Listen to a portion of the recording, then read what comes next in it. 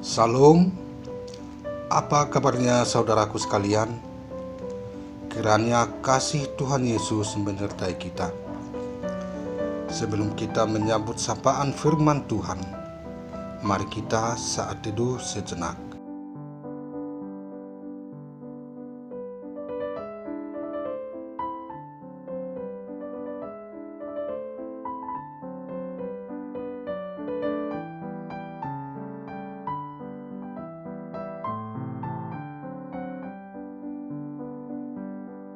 Amin.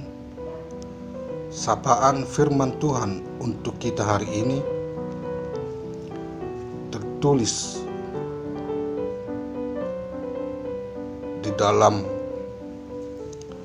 Ayub 33 ayat yang keempat.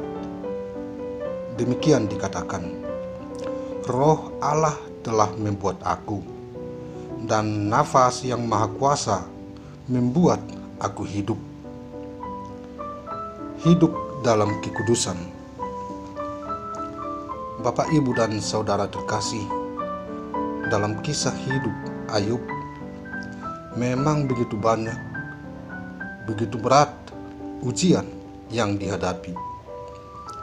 Kalau kita baca dari awal kisahnya, tentu kita sebagai manusia biasa mungkin ini bukan ujian lagi, tapi sudah malapetaka yang luar biasa, yang mungkin secara pribadi kita sebagai orang yang percaya akan mempertanyakan kepada Allah, kenapa sampai seberat itu yang dihadapi oleh Ayub. Ayub seorang yang saleh, jujur, dan beriman kepada Allah, selalu berbuat baik dan benar dalam hidupnya, selalu takut dan berdoa kepada Allah, sehingga Allah menyatakan tidak ada yang seperti dia di dunia ini.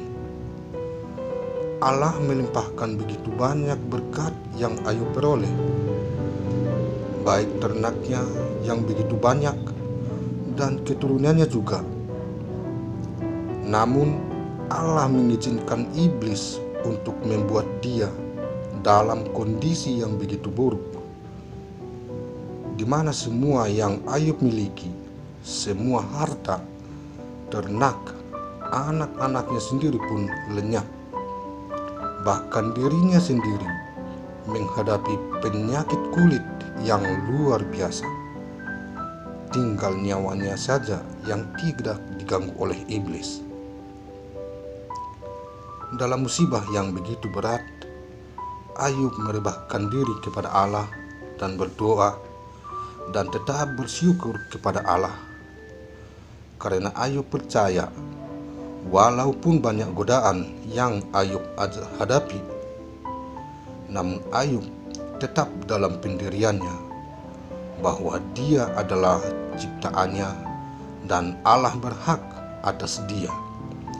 Roh Allah telah membuat aku, dan nafas yang maha kuasa membuat aku hidup. Kesalehan kita akan terlihat dengan sendirinya melalui seluruh tindakan kita.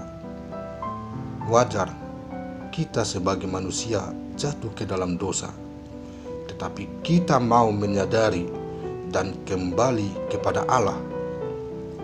Itulah sebabnya Allah selalu katakan kepada raja-raja di Yehuda tentang yang hidup dengan benar seperti Daud. Padahal Daud juga jatuh dalam dosa, tetapi mau kembali kepada Allah.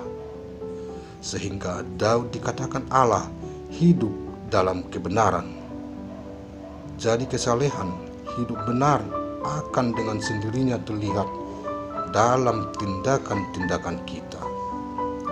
Tentu dengan berdoa dan takut akan Allah, tindakan apa yang dapat kita lakukan di tengah-tengah kehidupan kita?